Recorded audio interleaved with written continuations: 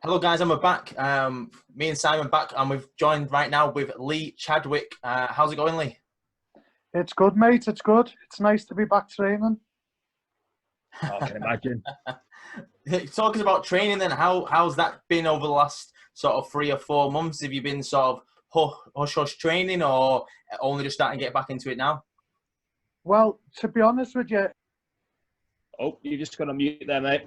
Oh, you're on mute. There we go. You are? Oh, there you go. Sorry.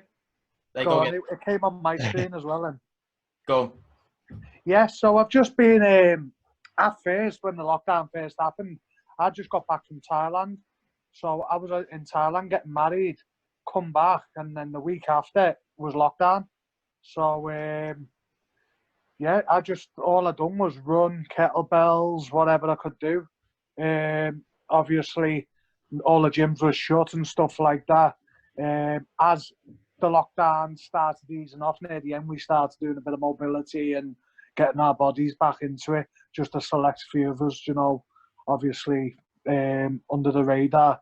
But it's not been the same. Do you know what I mean? It's been a bit weird. No, I can imagine.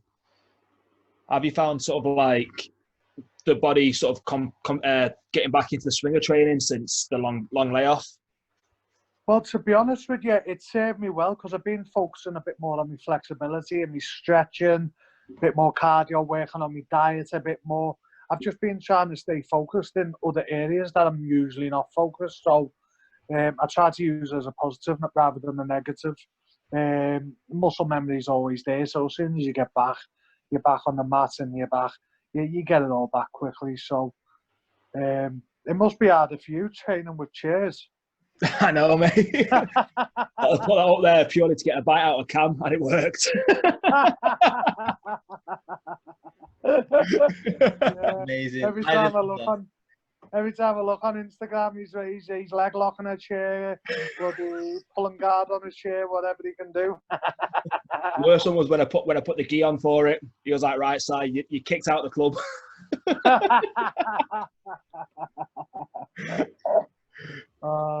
It's crazy times, isn't it? I know, mate. I know. With regards to yourself, obviously now you're a Cage Warriors veteran, you're a Bellator veteran. Obviously, you're still signed to Bellator at this point. When you do compete at these shows like GrappleFest, do you need to get the nod from them that they've sort of given you the free reign, or was it that part of your contract that you could do stuff like this? Yeah, Bellator are good with that. That's the whole reason why I wanted to go to Bellator, because they are a lot more lenient with doing like grappling comps and stuff like that, rather than the restrictions that the UFC put down. So they are quite lenient in that way. They do let you stay active. So I like jumping on the GrappleFests and stuff, just to sharpen up the tools for the cage, see what level I'm at, see where I go wrong, see what I need to work at. And then Darren Morris just pulls me aside, says, "You did this. We need to work on that. And then you'll be a different type of grappler next time." So that's all they are for me. I like to test myself, and it's the anxiety and the nervous energy and the adrenaline of competition that I get to have without it being in the cage. Do you know what I mean? Yeah. So I do really enjoy them. Obviously, I go in to win every time as well. So, but it's just staying active for me. I like to stay active. So whether it's grappling or in the cage, obviously the cage is my priority, that pays the bills, that's my career, and then the grappling gets, because of my style, everyone knows my style is in the cage is more of a wrestler and a banger style. The grappling competitions just tidy up all my skills to be able to be that dominant in the cage. Of course, the thing that we spoke to Tom about, and I know this through your career, and as you competed at the Sub-North, Grapple Nations, the Empires throughout the years, the tournaments are good for you because no one really looks who's really in the brackets. They just turn up and obviously you're there. Whereas in these sort of super fights, and especially MMA as well, it's hard to get you opponents. So if you do get an opponent, they're normally like the top levels. Like you've at GrappleFest before, you've faced the Andy Clamps, the Tom Breeders. You're all the elite level where none of you or all of you struggle to get opponents. What's that like sort of as a mindset where someone says, "I'm going to get you on GrappleFest," but the back of your mind thinking, "Oh, who's going to step up to face me?" And not because they're scared, it's because who you are. You've been in this game a long time now. Yeah. Well, I just think, like, I can't go sandbagging. No one under purple belt's going to go near me in the grapple thing. And if they do, I'm not going to get nothing out of beating someone like that. I'm classed as a purple belt myself, but I've been doing it for 14, 15 years. I just haven't gone through the proper... I've been, like, I class myself as a brown belt, a decent brown belt now, and I roll with black belts. I know I can handle myself. Obviously, training with Darren Morris, I'm getting the best training on the ground I can. So, when I do go into the grapple, although I do, like, say, if I do struggle to get opponents, when they do step up, they are at the top. Like, my next opponent is some big dude. He's brown belt BJJ and black belt judo. So to me, that's good for me because I'm going to go in, I'm going to have to be at my totally best mindset and physically ready to go in and compete and try and beat this guy. Do you know what I mean? Regardless of what he looks like, people are saying he's in pajamas and he just looks whatever he looks like. Do you know what I mean? And then there's me all ripped, ready for a fight. That's just a 2 day before the fight picture. That, do you know what I mean? So people are looking at him, looking at me, thinking, he's going to kill him, but they don't realise it's a different sport, it's a different game, and you don't judge a book by its cover. His credentials are above mine in the grappling world. Do you know what I mean? So, obviously, because of who I am in the MMA world, that's what carries me through to these top level guys. So I can only get good out of it. If I'm going in to beat him, I'm going to do everything to beat him. If I get caught out, I'm going to look at why, and I'm going to work on that and make sure I don't get caught by that again. Like, I never have been caught by the same thing twice anyway. So it's just a positive for me. It's just competition. I'm excited to get in. And like say, I am always against the top guys. So there's no winning or losing. It's about getting in there and doing your best and becoming better from it. No, definitely. Like, you can sort of see that as well when, like, training with Darren, after every competition, straight back in there, and he's working on what went wrong rather than just trying to sort of build on to the next thing. It's just, okay, where can we make your weaknesses your strengths? Yeah, that's it. And like, anytime I've come away, even when I've won, you win, you come away, you said, yeah, well done, you done good, but you done this wrong. And then we find all the weak points, all the bad points, and we work on them rather than focusing on, you was boss and you done this and you got this throw and you look great. It's not about that. It's about ignoring that and all the bad points, working on that to make it even better next time.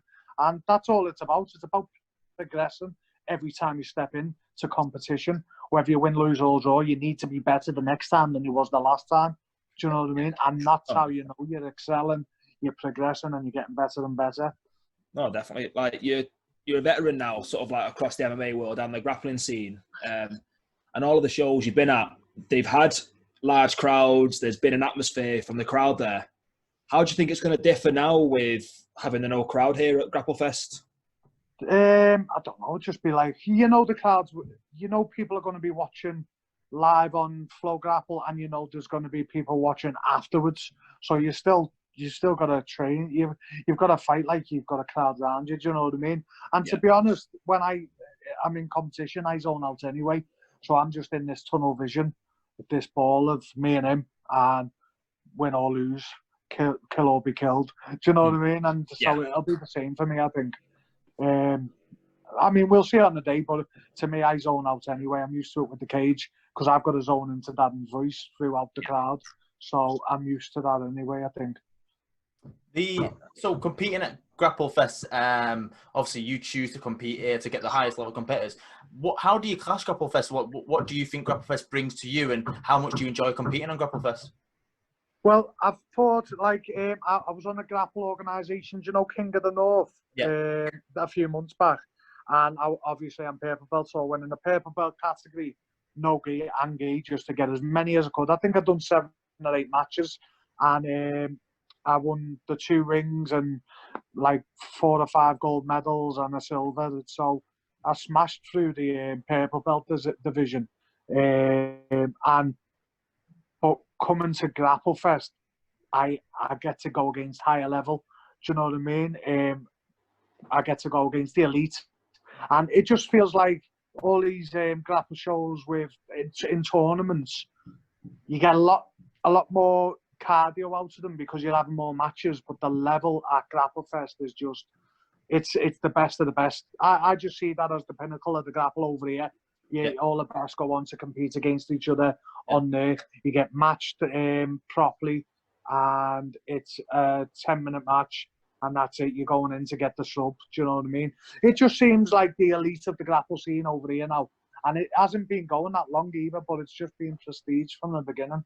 It's the level of grapplers that are coming over on the show.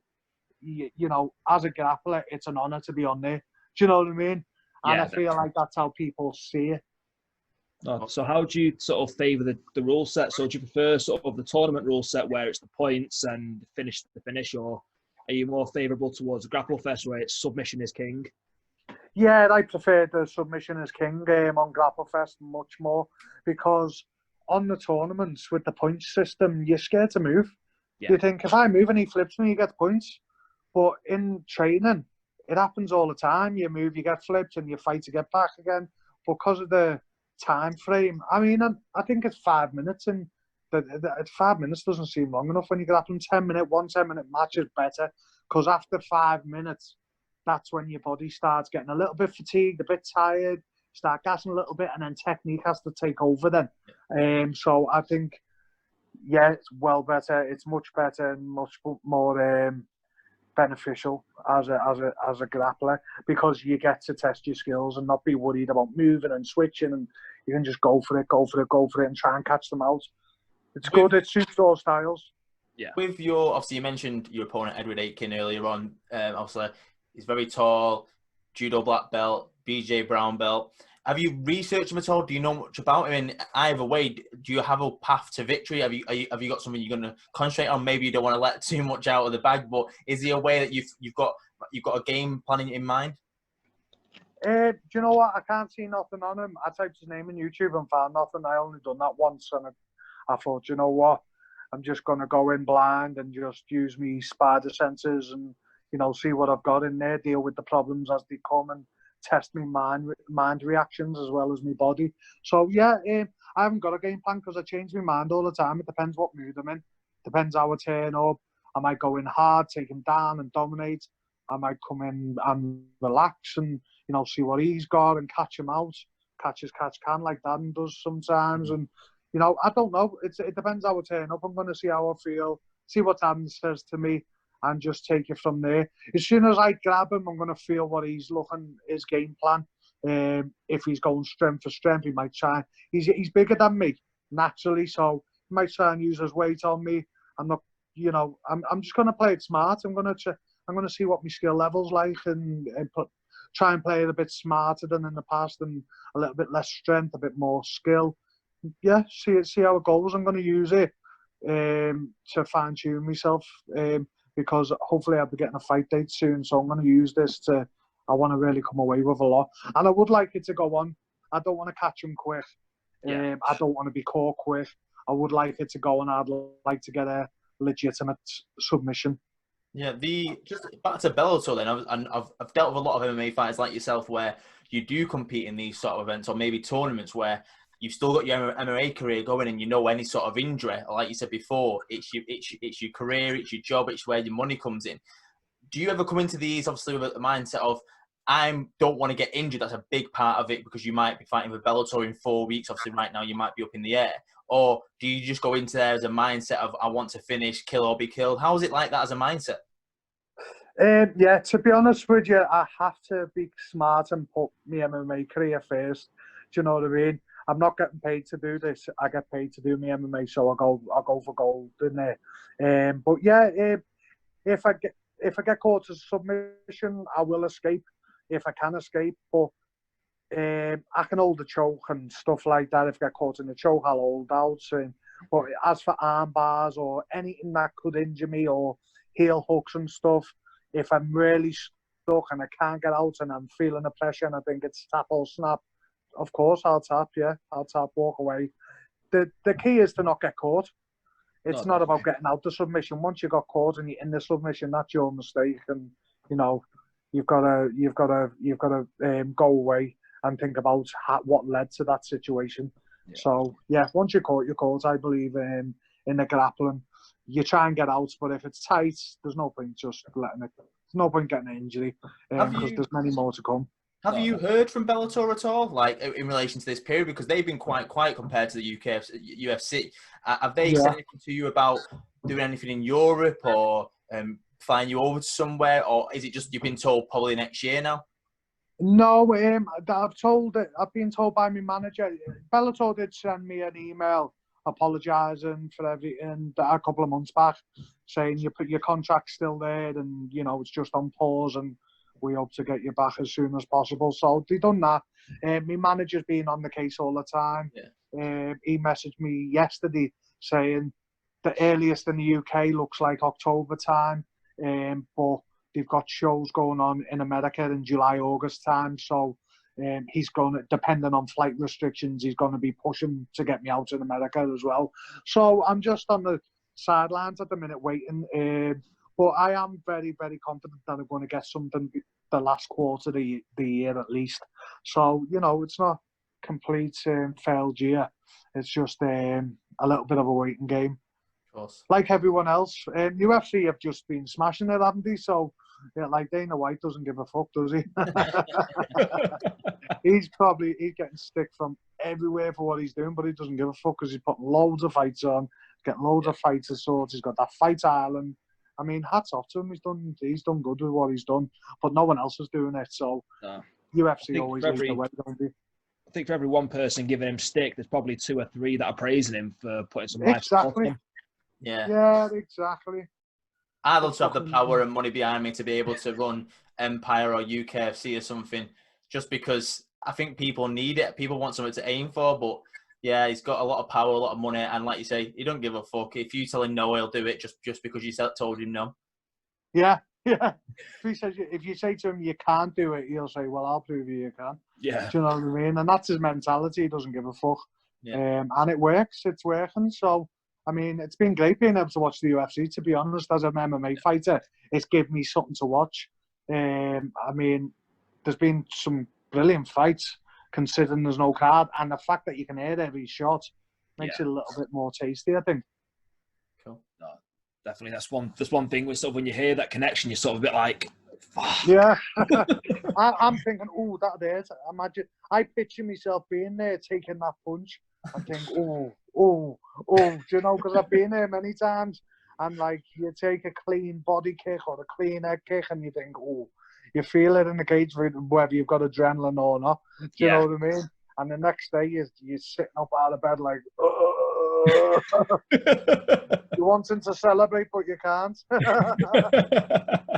My bed to go, how you feeling, babe? I go, oh, yeah, great. Oh, top of the world.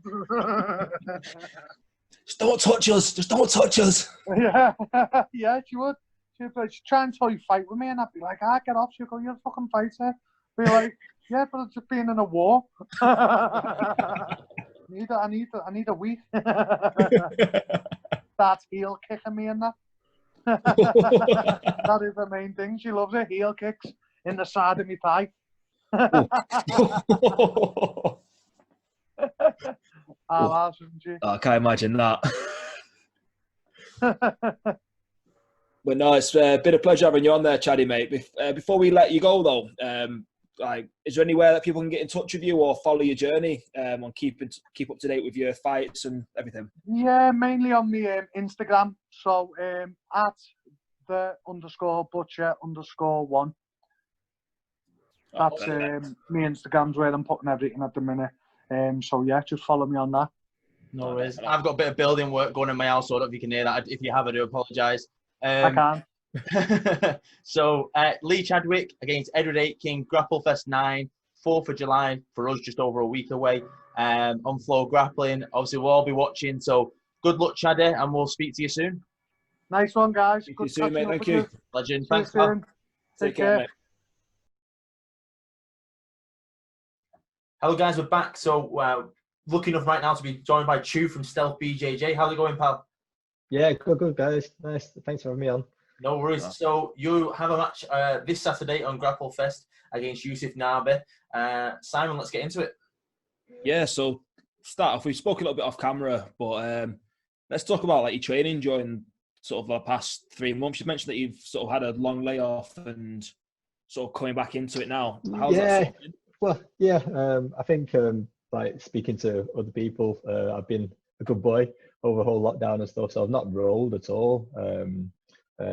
Ordered loads of gym stuff, I think, as most people have online. So I've just been doing weights and stuff, actually doing a bit of cardio as well, doing a bit of running, which has not been fun at all. So trying to keep in a bit of shape.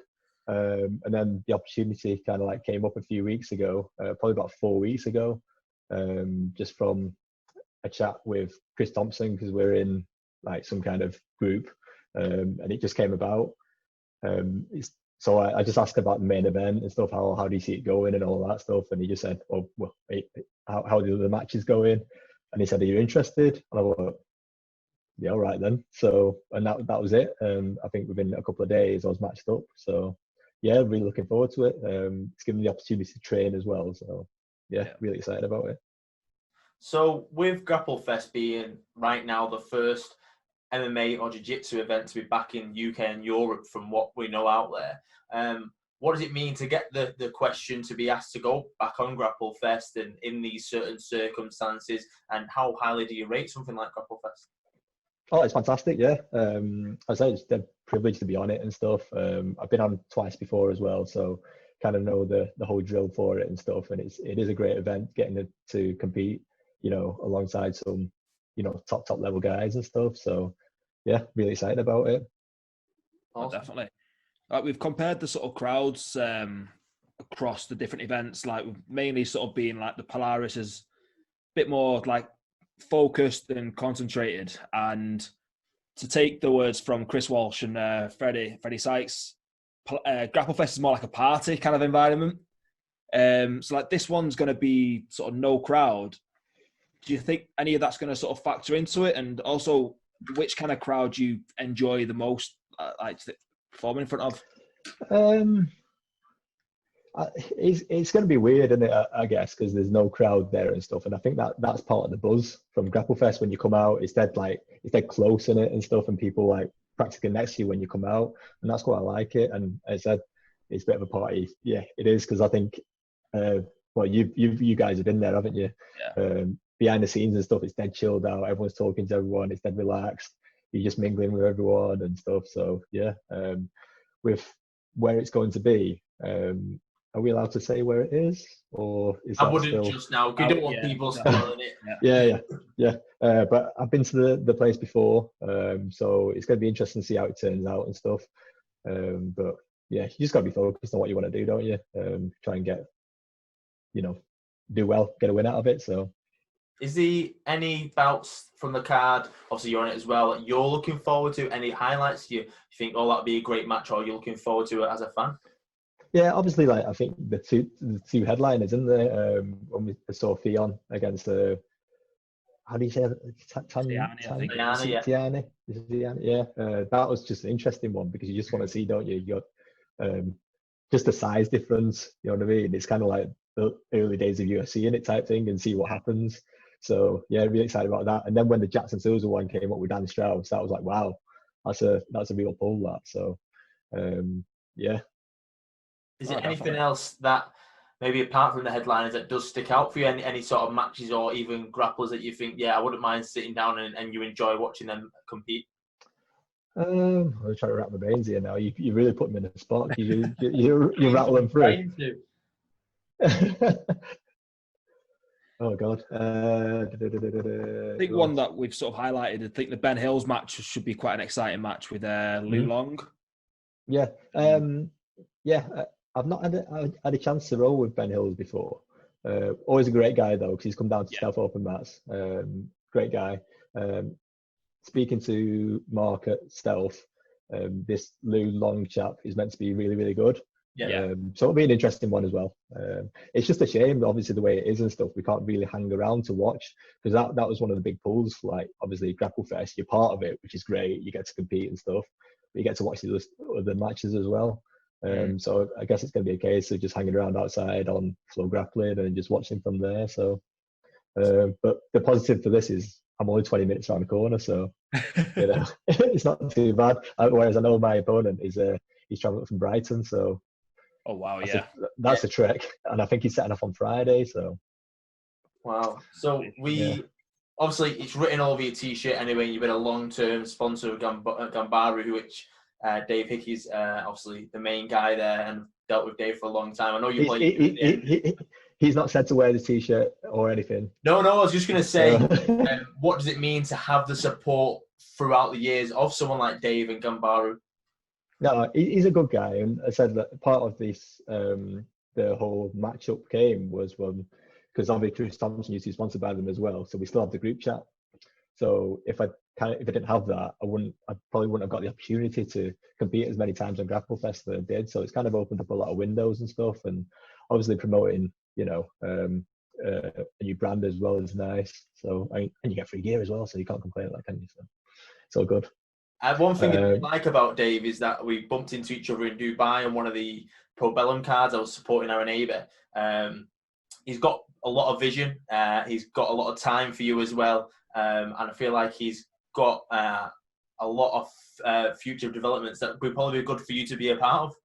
Mm-hmm. Yeah, sure. I just trying to get me to be a model, but I don't think I'm good looking enough. So you keep using other people. So back to the event this weekend, like not to give too much away from your game plan, but since you've been back on the mats, has there anything that you've been trying to sort of add to your game or anything that you've been particularly focusing on? I've just obviously being off for like 3-4 months, it's getting your timing back in it and your cardio and stuff like that, and just general jiu-jitsu. So without giving too much away, I've been working on stuff I was working on kind of before the whole lockdown thing as well. So we'll just see if it kind of comes off. Coming from, I guess, history a little bit, I always say more of a gi guy. I did that probably right up till, I didn't really train no gi until I was like a purple belt. Because I didn't really like it. And then kind of like when you get to purple belt, you know a bit more jiu-jitsu, don't you? Well, you like to think you do. And started enjoying it more then, and then properly kicked in. I think obviously got the opportunity to to compete on GrappleFest. I think, which one was it? Was it 3? I think it's GrappleFest 3 was my first one, and then that kicked in full swing. Then started looking at the leg stuff and all that stuff, and that's just a rabbit hole in itself. Yeah. So really enjoying that kind of stuff, and it's good, enjoying it. Oh, did I answer the question? I feel like I just got off a tangent a bit. That's it. Didn't want to give too much what you're planning for the weekend, but also yeah. Just in case he's going to start listening. Yeah. So what do you think you're looking forward to most this weekend? Is it getting out there, dusting it off? Is it competing? Is it being back on GrappleFest? What is it? Right. What this weekend means the most to you? Yeah, I kind of said before. I'll let you in on a little bit of thinking. At work at the moment, I'm trying to work on presenting and like talking and stuff like that. So I got an article sent the other day. It's like how when you speak, how much you say and like filler words. And I feel like I'm doing it a little bit. So I'm like just a bit conscious of Well, you're not like Tyreeze Cunfliffe. If you've watched his interview with us before, he likes the word "like" as his. Well, that's another filler word. It's a filler word. Like, you get me? Do you understand? Yeah. I use loads. So just a bit of a So I've forgotten the question. No, what's it mean to me to compete?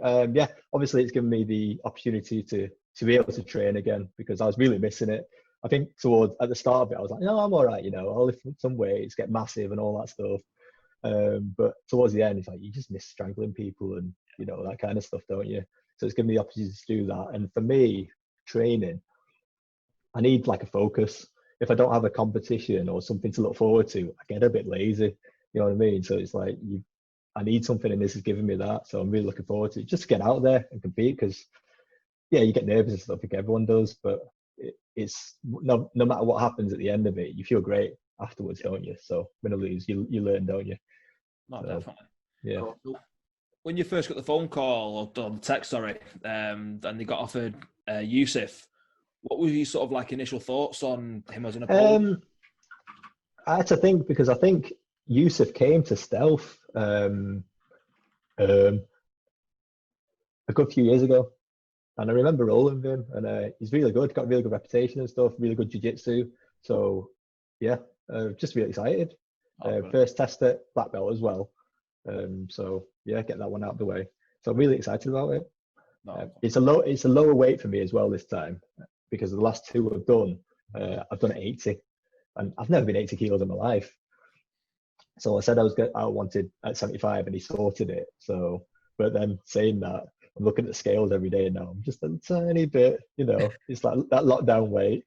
So yeah, but luckily we get to weigh in the day before this time. So I get up and weigh myself in the morning to be fine, and then get to McDonald's and smash a breakfast. Get to experience that water cutting weight that the MMA guys are lucky enough to have most of the time.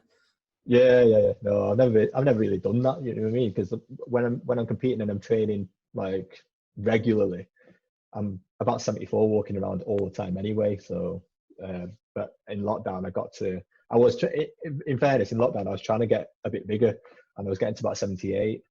But then when I agreed to this, I thought, we'll go at 75. Because I think the last two people I fought on GrappleFest were like in the close to 80 as possible, and I was trying to put it on for them. And I remember weighing in last time I was 74.6, and I was like, fucking hell. So it's one of them. So hopefully it's a better weight this time and stuff. So yeah, really looking forward to it. Awesome. Well, it's been great to chat to you, Chau. Just before we let you go, is anyone you want to thank? Any sponsors, friends, training partners, and if people want to follow your journey on social media, can they? Oh well, yeah, just everyone that's helped me, on the jiu-jitsu journey so far. Training partners that we've got on the moment. It's been really good camp. 4 weeks. It's been really intense as well, especially last week when it's boiling. So really appreciate them taking the time and coming down and just putting me through my paces. Obviously, sponsors wise, Dave, I did it for you. Have a look on the website and stuff, some good sales, Chau discount code as well. And then obviously, yeah, family, friends, and everyone that's helped me so far. And you guys from me on as well. No worries. No. It's been great to have you, pal. It's yourself, Chau versus Yusuf Nabe this weekend, July 4th, GrappleFest, live on FloGrappling. Be a great matchup, this one. I can't wait for it. Like you say, your first one out of black belt. So the best of luck, pal, and we'll see you at the weekend. Yeah, thanks for having me on, guys. Nice one. Nice one. See you there. Cheers. Nice one. Hi, guys. We're back. As always, me and Simon, and today we're lucky enough to be joined by Lucas DeSales and also Tyreeze Cunfliffe. How's it going, boys? Good, man. How are you? Good, man. Good. It's good to have you both. GrappleFest 9, you're facing each other. We'll start with you, Ty. How's training been sort of going on? I know we spoke on the podcast a couple of months ago, but how's it been going since then? And when you got the call that you're on GrappleFest, did it pick up again? Yeah, I've really picked it up. I don't feel like a kid no more, man. Like everyone's looking at me like I'm still some like kid and all this, but I feel like a man now. I'm handling men now. Do you know what I mean? Like I feel like strong. I feel, and like my technique and stuff. I switched my styles a bit up. But obviously, you're gonna see that. Yeah, good, man. What about you, Lucas? How's training been going during lockdown? Did you have a bit of time off, or was you constantly training? And has it picked up now because of the bout with Ty at GrappleFest? Yeah. I've been training since the lockdown start. I've been keeping the pace, but since I got the notice from Chris, I started moving to London, and then now I'm with Project Racing, and then we're doing the camp in London, and then always get high in the training, and it's always good. Now I feel well better and well ready. Awesome. 100%. 100.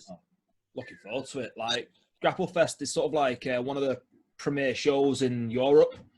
So what does it mean to the two of you to sort of be competing on such a big stage and having sort of the audience of FloGrappling? We'll start with Lucas, and then we'll go to Tyreeze. Yeah, it's GrappleFest is one of the biggest in the world, as you said, and then I know Chris. I was supposed to be in the last one, but he called me the last time we didn't get on. But yeah, it's a big show. It's all the pleasure to be there, and I've been doing everything to be in the high level and to show my jiu-jitsu for everyone. It's gonna be from my part. It's gonna be sick, as I say here. No, I'm looking You forward can to it. expect that. Spot. Yeah. What about yourself, Ty? Just can't wait to get on the stage, man. It's gonna be good, man.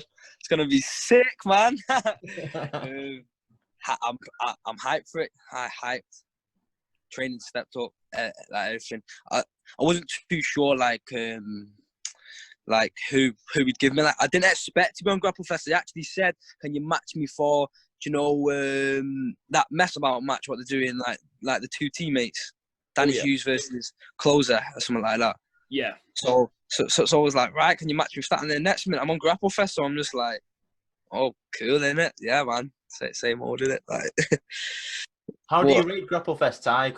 Like competing on it and other events compared to other events? It's sick.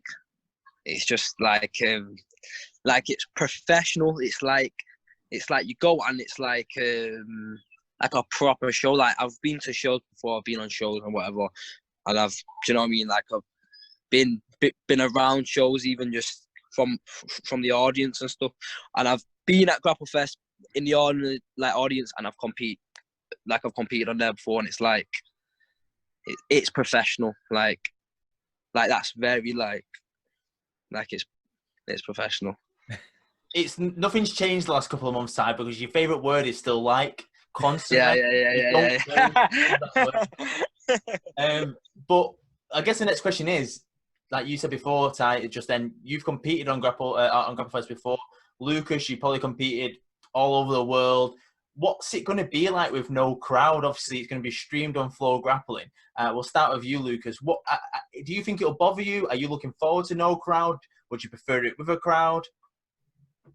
Well, I don't mind with the crowd, but sometimes it's get more fun for me. It's get more excited to be there with everyone screaming and everyone and looking at it. But I'm really focused on the fight. I don't really mind about the crowd. It's never been like a bad thing for me. It's always been a good thing. But once you focus on the fight, you forget about everything. It's on your side. You just look into you just want to hunt, and that's all. That's what I've got in my mind. No crowd, and crowd is no make difference for me. No, it's a good thing.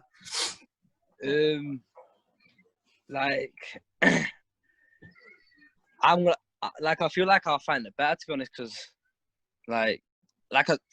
say again, I don't mind it, like the crowd's there, but like when everyone's watching you and stuff, like people, say when you get put in a bad spot or whatever, you look at, like, for me it's my mum. I look at my mum and I'm like, shit, mum, like, yo, like I'm about to lose or whatever or something like that, and it's not a good feeling. But like it don't really matter, because once it's you and him on the mat, it's you and him in it. Like the only time your focus comes off that is when you're about to like get beat or whatever. Like that's the only time you get thrown off. You should never get thrown off by the crowd or whatever. Yeah. But yeah, it's just gonna be me and him on the mats, and it's gonna be good, and it's gonna be real good.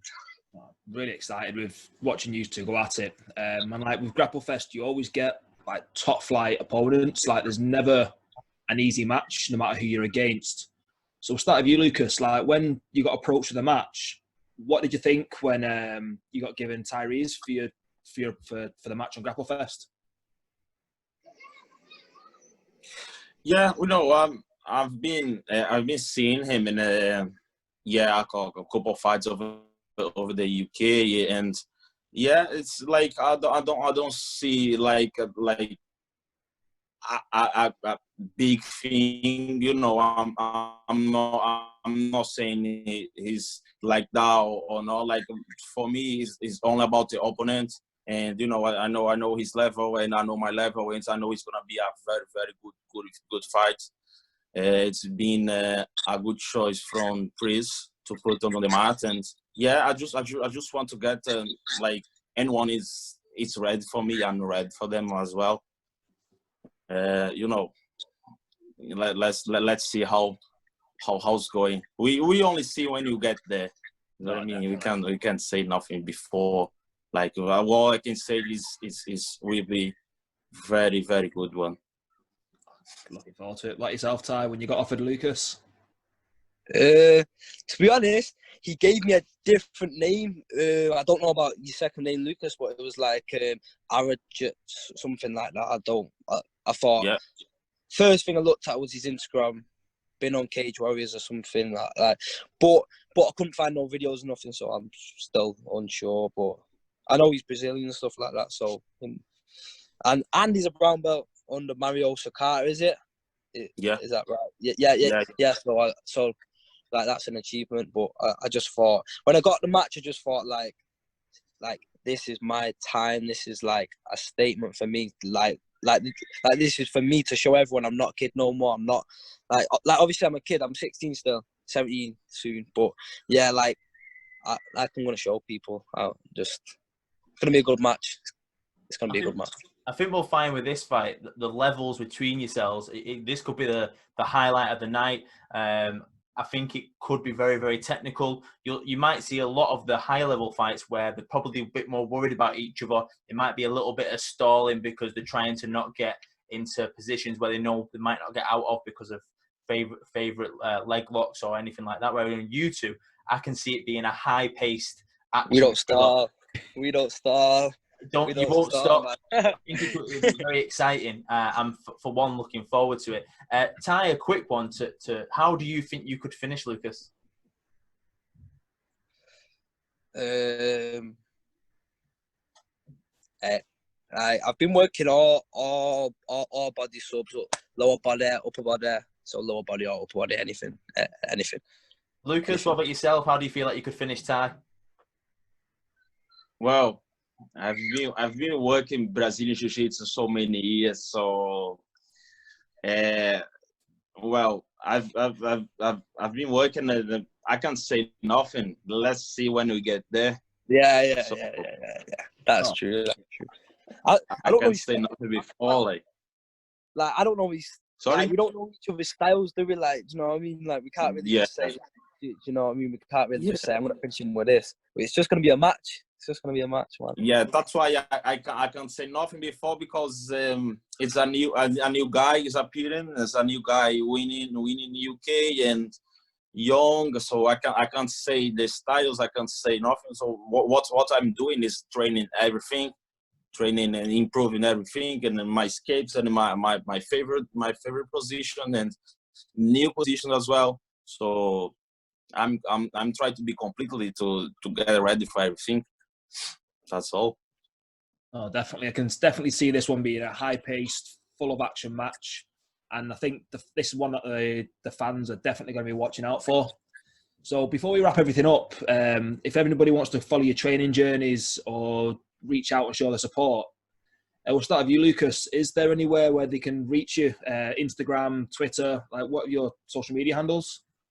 Yes, you can follow me on Instagram. It's Lucas Araújo. Yeah, you can see on my page and GrappleFest as well. So I've got all my sponsors over there. With all my stuff, the clothes, MVR. There is the massage, the House of Hake, and you can find everyone there who support me. They have everything for me. If I'm not there, I want to be here to training and everything. So yeah, you can find everything on my page and Instagram, so you can see there. Perfect. About yourself, Ty? My Instagram, Tyreeze Cunfliffe, spelled with a Z. Facebook page, Tyreeze Cunfliffe.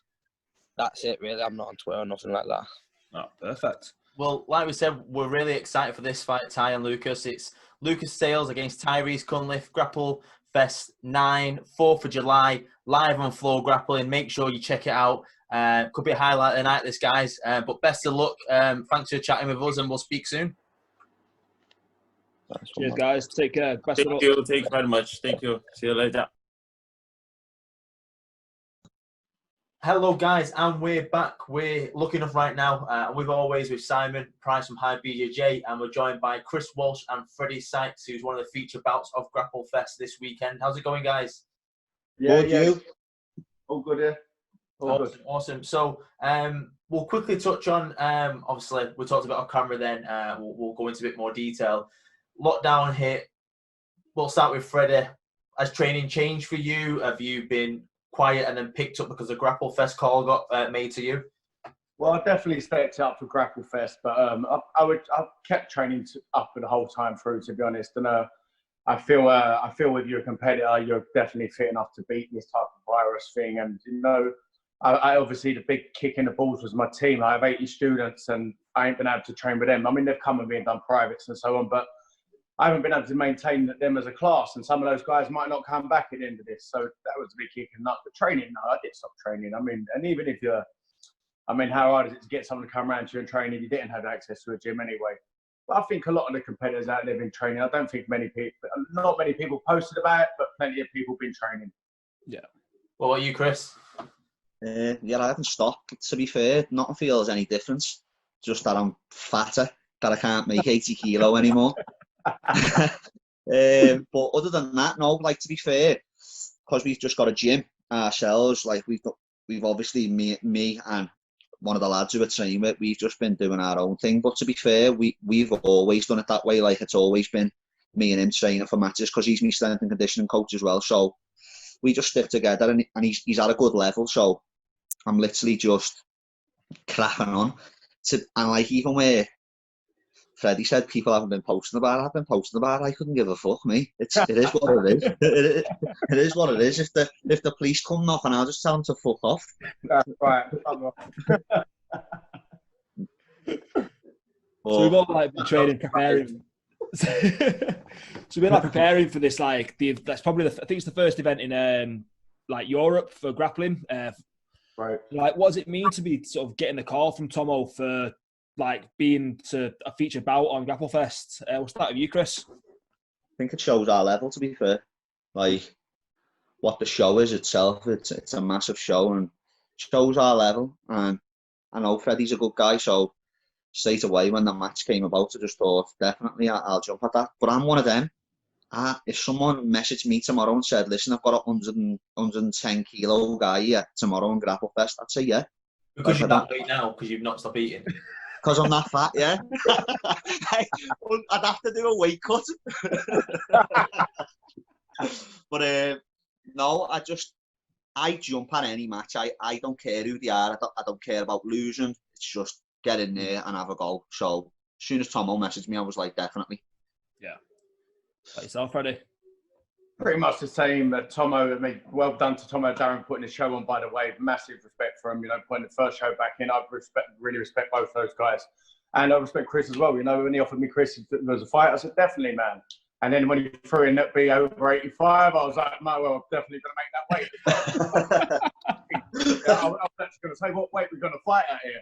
So, yeah, that's good for me too. Yeah, I'm definitely happy about that. And yeah, like Chris says, I'd fight anyone. I'm not bothered about weight. I like to compete. I like to fight. And obviously, I like to win. But if I happen to lose here a few on the way, put myself out there, that's how it is. And I feel you learn a lot. Well, that saying everyone says you learn by losing, but you really do. And if you put yourself out there and you make a few mistakes, it's no big deal. But if you don't put yourself out there, that's the real issue. If you're not competing and not putting yourself on the line, then that's the issue. Yeah, I'm looking forward to it. Really. You know what is the strangest thing right now? Freddie being a southerner, got that accent. We don't really speak to you guys that much because we're up to normal. I'm used to speaking to the Scousers. It feels fresh speaking to you, Freddie. No offense, Chris. I know, fucking hell. You know how Scousers I deal with. I'm a Manc through and through. It's just so different. It feels strange just listening, but that's just me because I interview so many at the minute. I guess next up, GrappleFest being a big stage, and Simon commented a couple of minutes ago about this is the first sort of thing in Europe. It could be MMA and jiu-jitsu related, where it's behind closed doors, but it's the first thing back since, I think, the middle of March. It's a brave thing from Tomo and Daz and the team to do, and even you guys as well, because you don't know how it's going to act. You don't know what repercussions there might be, if anything afterwards. Fingers crossed there isn't, and no one sort of tries to pull the plug last minute and spoil it, which I don't think will happen. With no crowd, Freddie, we'll start with you. Is that going to affect you at all? Have you thought much about it, or are you just one of the people that will compete in any scenario? Yeah, it's not going to bother me that much. I think we train in the gym a lot without any crowd there, and you can go 100% there. It won't be. It'll be a little bit odd at first, but we'll get over it. The minute we start grappling, we're going to only think of one thing, right? So as soon as you make the connection, no crowd being there is not going to make any difference. So yeah, I mean, it's weird times, like weird situation, but we've got to deal with it and get on with it, you know. And the quicker we get this event done and get through it, push, the quicker other events start coming, the quicker jiu-jitsu comes back. So it's a massive thing for the sport here for us to compete and do this. I've seen they've been doing it in America with Third Coast has been on, and a few other events have started up now. And we need to put the event out. So again, massive respect to Tomo and Darren for putting this on. You know, we need this now. But yeah, the crowd thing will be weird at first, a little weird. But as I said, when you start grappling, it's you only concentrate on one thing, right? And yeah, and it'll be fine. It'll be fine. We'll make do with it. Chris? Yeah, I think as Freddie's just said then, with as soon as you make contact, even when I'm like on the big shows, it's like the crowd disappears. You just feel like it's just you and them, and obviously the referee. But I don't think much will be different. It's just like rolling in the gym now. It's probably less pressure. Yeah. Like, because you're just going to be in a gym, basically. We're in a gym, and it's just rolling. Yeah, obviously there's cameras on us, but there's less pressure because obviously there's no crowd. But I'll just take to it anyway. Even with the crowd, it doesn't bother me. I've done it for years now. This is all part and parcel of it. It's something different. Yeah, no, definitely. Like with the comparison, the crowds, like we've all sort of like the Polaris crowd is sort of very much like the Japanese crowd, where quiet, it's concentrated, and then the GrappleFest crowd is wild. Described as like a northern crowd, is rowdy. Like, what kind of crowds do you prefer sort of performing in front of? What's that of you, Chris? Do you know what, I've experienced them both, so it's a strange one. I feel like GrappleFest's more like a party, whereas Polaris is very formal. Like, even when we have to take the walk when you go down Polaris, it's like everyone's just staring at you. You know, there's no like people screaming, and even at GrappleFest, you just hear people who haven't got a clue, like snap his fucking leg, or they haven't got a clue what's going on. They're just there to get swatted, have a bevy, and just watch a bit of jiu-jitsu because someone's mate's competing. Yeah. Only Simon thinks that I like that. Yeah. But to be fair, I don't mind either of them. It's just it's all the same, but they're completely different. It's like a different fan base. Like Polaris is like the Japanese style. They're formal. Everyone's sitting there. There's hardly any noise. Whereas the GrappleFest are in your face. Yeah. Having a bevy, and it's good. It's good. It's different. But I prefer. But I don't mind them both. Either of them. No, definitely. But yourself, Freddie? Yeah, like Chris said there, you know, GrappleFest is a huge party, and I like a party, to be honest, you know, so that's what I am. GrappleFest, fight to win, do the same in the US. They have the big flashing lights, big show. GrappleFest a little bit more intimate. But yeah, they're in your face there, and people are having a good time. You can see people enjoying themselves, having a beer. As Chris said as well, they're not so technical now. A few people want to be fighting, rip his head off or whatever. Or no, they don't, and they've never seen jiu-jitsu before, but it adds to it. It's a good environment in there. It feels like you're close to the people. Nice big sweat on. Yeah, and the other events, the quieter events, they're fine as well. But you definitely don't feel the same energy from it. You know, when you come at GrappleFest and you got everyone shouting, okay. And when you walk out on the other events, a little bit more. I don't know. You're a little bit more reserved. You're thinking about your jiu-jitsu a little bit more rather than like letting go. So I think the party style actually is more. You know, the fights are better. I think the fights. The people come out and they think, right, I'm going to go for it. I've got a crowd. Let's entertain them. Whereas on the quieter shows, people are walking out and they're like, I don't really want to make a mistake here, and everyone's quiet, and it breeds that type of thing. But I'm sure, you know, that both of them work well as a format. I'm not putting any type of any show is good, right? You know, and it's good for the sport. Of course. We've So not really, we've not really asked anyone this. You two are one of our last two of the group for the second part of the interviews we're doing. Is obviously we've all missed jiu-jitsu for the last 3 months and watching it, and you might have watched a bit of highlights from the past, or you've had the UFC to watch. I guess you looking at this card and you being part of this card, are there any fights on there that you are looking forward to yourselves? I know you're there to compete and do your own business, but is there anyone on any 1 or 2 matches on there that you're looking forward to? We'll start with Freddie. Well, the top of the bill card fights are pretty impressive, I suppose. Like, you got Jackson versus Dan Strauss. Both of them are pretty high-level grapplers, fought against the best in the world. Jackson trained with quite a bit. I've known him for a long while. And Dan Strauss comes along to our training as well. In London, we have a big open mat. And Jackson's a real athlete and a real specimen, a stud of a guy, you know, it's real good. And Dan is really strong. So this will be an interesting match. I mean, I don't expect it to be too connected, you know. I mean, I think Jackson will keep his distance and try and pass Dan's guard, maybe go to his back, and Dan will be looking for the snap down and his big heavy hands and so on. That'd be an interesting fight. But obviously the big fight, the one that's probably going to bring the attention is Theon versus Tyreeze. And the size difference is unreal. You know, we were just talking about 110 kg lightweight fight, but I think Theon is closer, I don't know, maybe mid 50 kilos. If that, I have no idea what she actually weighs, but Tyreeze is probably a lot of what she's definitely than that. So this would be a really interesting spectacle of a fight to watch. And they're both world champions, right? So, I mean, they're both legitimate black belt jiu-jitsu world champions. So it'll be a really interesting fight there. But there's plenty of other good fights on there. I mean, I'm just browsing through the top. If I could look down, every single one of those fights will have something interesting or a certain dynamic that'll make it an interesting fight. So yeah, it's a good card, considering we're all UK-based grapplers as well, all turned up at the drop of a hat. You know, yeah, it's going to be a good card, and I think they've done a good job of it. And I know it'll be exciting. There'll be plenty. I've fought on plenty of their shows before. They're exciting shows. They know what they're doing with the matches. So yeah, looking forward to it. Chris, what about you? Oh, I'm just going to answer this completely different because I am just not. Sounds crazy to say. I'm just not a fan of watching jiu-jitsu at all.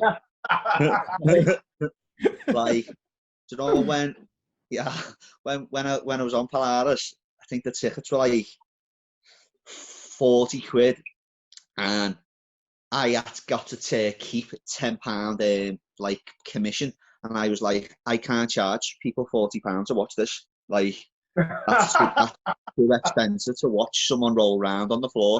So I sold all my tickets at £30. Like, even when Freddie's just been speaking, then I literally don't know half of the people on the card. I just don't know.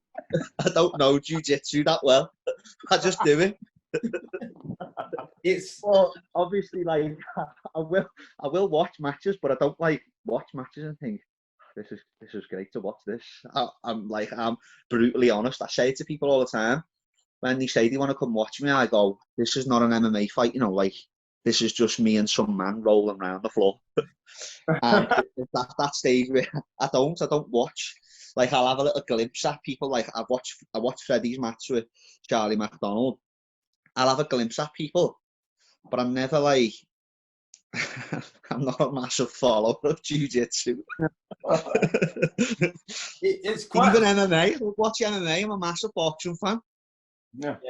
It's funny you say that, because when I think the last time we properly spoke was at the Quintet, my team series for Empire last year, and obviously you were there to support your team and you were coaching, obviously, and you wanted to go by them as best as possible. But that event, you proper got into it. You loved that day. I remember you coming up to me after saying, what a great day this was. And now you're saying, no, you don't really like watching it anyway.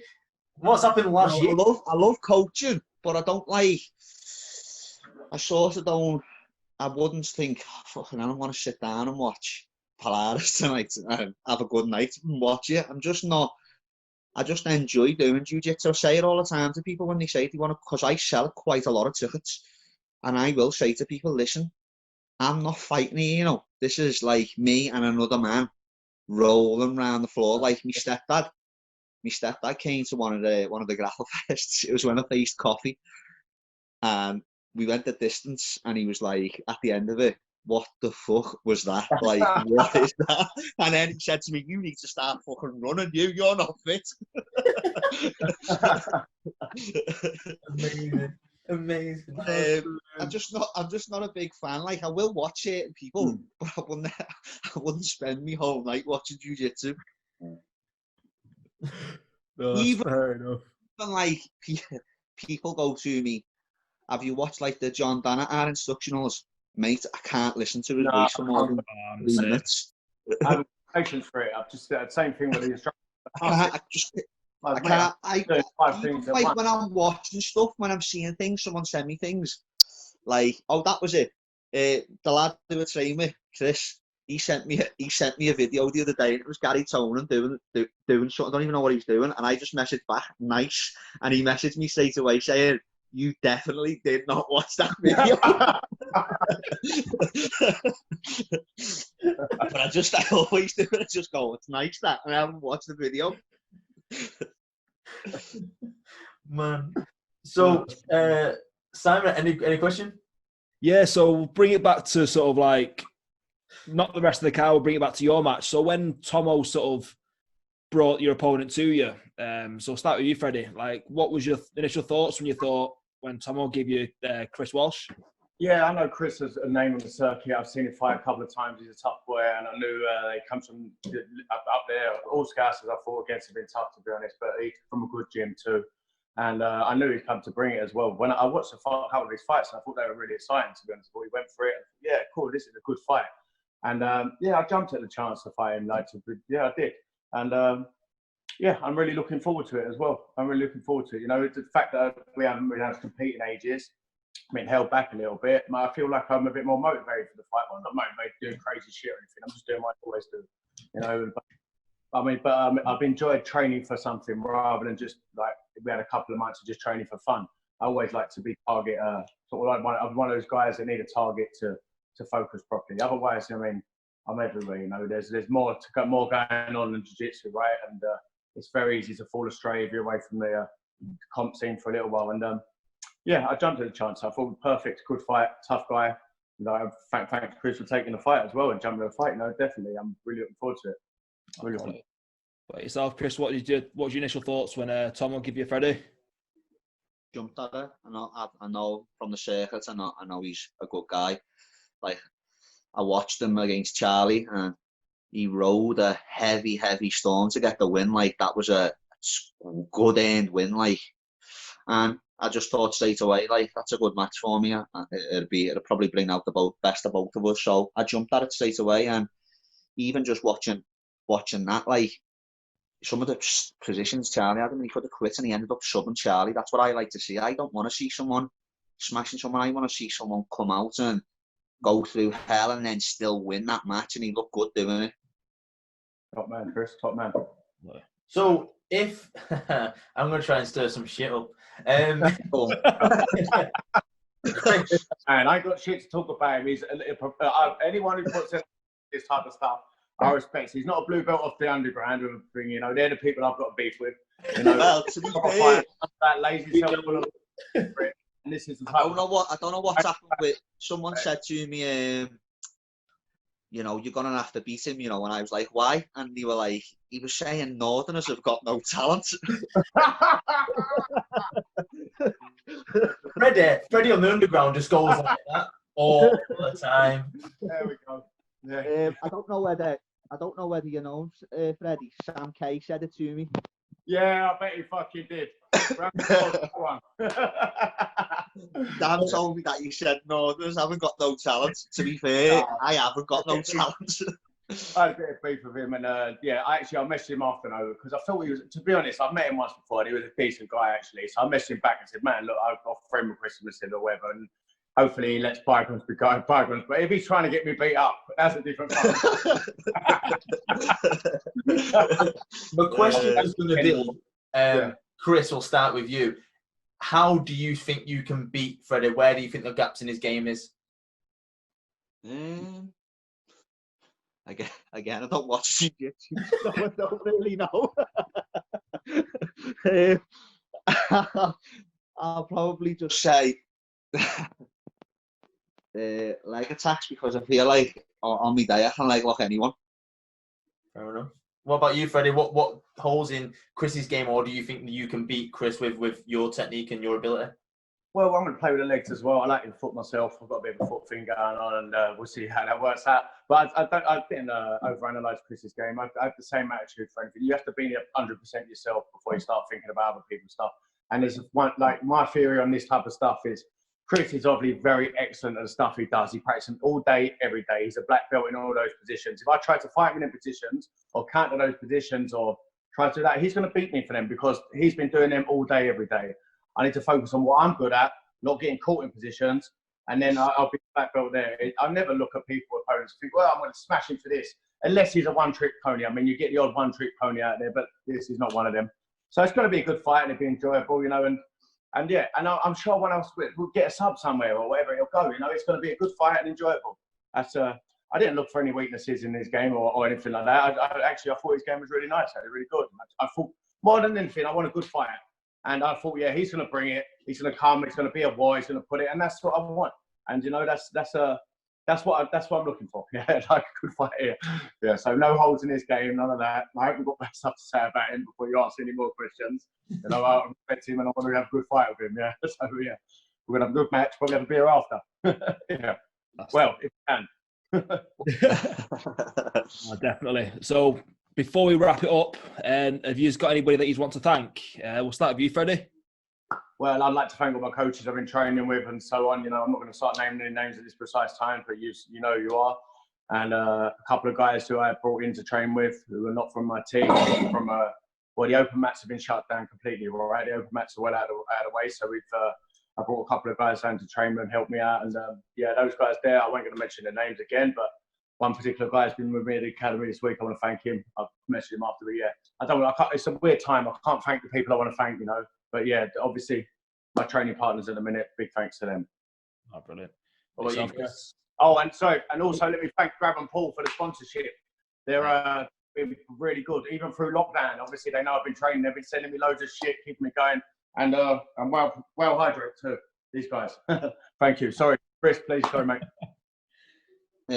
I just want to say thank you mainly to, I've had well, I couldn't name them all, like as Freddie said, because it's a crazy time, but Chris Foyu's the main person, like literally, he's unknown to everyone, but he puts in crazy amounts of time into a lot of grapplers and fighters, and he doesn't get enough credit because no one knows who he is. So Chris Foy, he's been a massive help for me to push me forward, to be fair, like.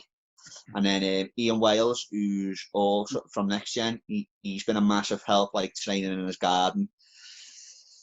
And then there's probably another 20 guys I could thank, but I'll end up getting everyone nicked. So them two can get nicked. I don't care about them two. But yeah, there's been a good few guys that I've been training with over the whole of lockdown, but just ticking over, and all my coaches, past and present. Nice. Well, guys, it's been a pleasure to speak to you both. I will most likely be there on Saturday, so I'll hopefully be able to see you and have a chat afterwards, or maybe like join us for the bevy as well. Okay. I'll bring some bevies. Yeah. Beer after, eh? I'm probably like that even, eh? Find somewhere. Yeah. So, ladies and gentlemen, that is Chris Walsh versus Freddie Sykes. This Saturday, FloGrappling, 4th of July, GrappleFest 9. Make sure you watch it. I'm excited for this one. Best of luck, guys, and we'll see you soon, boys. See you later. Thanks. Forward to it, man. See you there. Take care, guys. Hi guys, and we're back. We're lucky enough right now to be joined by the co-main event of the evening of GrappleFest 9 in Daniel Strauss. How's it going, Dan? Very good, mate. Very good. How are you? Good, man. Good. Simon, how's it going with you? Yeah, good. Just like I say, itching to get back to some normality now. Yeah, tell me about it. So, Dan, we know, well, like I said a minute ago, you've got your own podcast, Raspberry. We've listened to numerous ones then. The most recent one I did listen to, I won't lie, was you and Steve Campbell, which I really enjoyed. Yeah. Me and James Ty from Progress were both travelling back down from Middlesbrough. We'd just seen Martin Ashton before lockdown, before he passed. So we was listening to that on the way back. So very informative. I enjoy the questions, and Yeah, you've got a good podcast going, so keep that going. What we've got you here today for GrappleFest. You're the co-main against Jackson Souza. First question, really, what was it like? Obviously, we know you competed all around the world against some of the biggest names. What was it like to get the call from Tomo to face someone like Jackson? Look, I've been very, very lucky in my competitive career to be given the opportunity to compete against some fantastic grapplers. And I got the text from Tomo asking if I'd want to compete and if I want to compete against Jackson. Jackson really is one of the best grapplers that are in the country at the moment. The guy's a world champion. He's an ADCC medalist. You can't really get much better than that. So for me, it's an absolute honor to be given that opportunity. Yeah, I'm gonna take it straight away. I had to think, but when he offered me the match, I trained one session in 4 months. So you know, I really would love to fight Jackson, ideally with more preparation. But since then, once I took the match, I managed to increase my training a little bit. So yeah, I'm really looking forward to throwing down with a legit guy.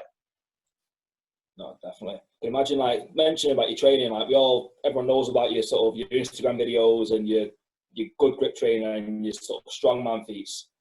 How has your sort of training adjusted then over the past 4 months? Yeah, so I had a big change up in my routine in October last year when I left teaching full time, and after that, I spent probably 1/5 of my time at home. So I was away for the majority of the last 6 months. When you're away, it's very hard to get in, not just away, but like moving about the whole time. So I was traveling around Thailand, I was traveling around Australia, and then I was traveling around the UK doing seminars. So you kind of train as and when you can. I think up until about a month ago, so between January 1st and sort of June 1st, 5 months, I think I trained 10 times the entire year. Wow. So it really wasn't a lot because, you know, so I kind of came from a big break of a lot less intensity in my training just because of the situation that I was in and I was traveling and stuff. But yeah, so when lockdown hit, I already hadn't been training for a little while because I just come back from a seminar tour. But it meant that I can increase my strength conditioning stuff more than I was doing beforehand. Normally, I lift 2 or 3 times a week, but because I wasn't rolling at all, my recovery was really high, and I didn't have to worry about pushing myself because I didn't have to worry about having to roll. So I was increasing my strength conditioning 5 or 6 times a week, pretty much only resting when I felt that I had to rest and when my body was telling me that I had to chill out. And I really enjoyed it, but obviously I really missed the mat. And then I managed to get back onto the mat. And yeah, now I'm training 3 times a week, which obviously isn't a huge amount for a pro athlete or whatever. But to be honest, it's some of the most focused and high quality training that I've had for many, many years, because I'm used to teaching a class and training with my students, whereas now I'm just training in a very small group. There's just 3 of us, but we're all black belts, and I'm focusing on my own training and not having to focus on other people's training. So I'm actually feeling pretty good on the mats. You made a good point about the strength conditioning side, and we've seen all the videos of bending the bars and stuff like that. And I know you visited David Horn, and he does all that as well, the strength and grip training. Yeah. People know you for doing a lot of that stuff many years ago, well before it sort of came at people doing grip training, and you were one of the first to sort of take it to the next level. First question, what made you think of doing more stuff like that, and how much do you enjoy it? And 2, how do you feel like people are starting to take it on? Do you get more questions, more people trying to really take it on, I got my words out today, get comments and advice from you? Yeah. So I've been interested in grip training since I started lifting, which was about 13 years ago, probably. I think I was 16 when I read Dinosaur Training. A big part of Dinosaur Training is the importance of the grip. The guy had a bit of a background in wrestling as well. So, you know, you realize very quickly how important the grip is. And I was already doing jiu-jitsu at the time, so it was no shock for me. the importance of the grip. And I remember I was in school with one of those shitty hand grippers, you know. And then I went to college and I had a Captains of Crush #1. I'd go around and give it to all my teachers and they couldn't do it. Then I could do it because I was training on it. So my grip training's been a big part for many, many years. I took some time off of that when I got more into the other stuff. But then as I got back into some of the unconventional training, when I got past a little bit of powerlifting that I was doing for a few years, or powerlifter style training, not powerlifter, but you know, I was doing like bench and squat basically. Got back into the grip stuff. Yeah, people have always been interested in it. People have always asked questions, a lot of questions. Now I think over the last 6 months or so, my training has been a little bit more open-minded, you know? So like experiment with stuff, try stuff, especially in the last 3 or 4 months where I've been able to play with things more because of the amount of time that I spent in the gym, just a lot more than I have done in the past because of the lockdown. So yeah, so they're sort of like a little bit more unconventional, but I think that they have a real big benefit. I'm actually in the process of designing a instructional for grip training, which because I wanted, my original plan was to release some BJJ instructionals, guillotine stuff, butterfly stuff like that. But I think it's a bad time for it. People still aren't on the mat, and sort of like people are probably bored of watching fucking videos and not doing any training.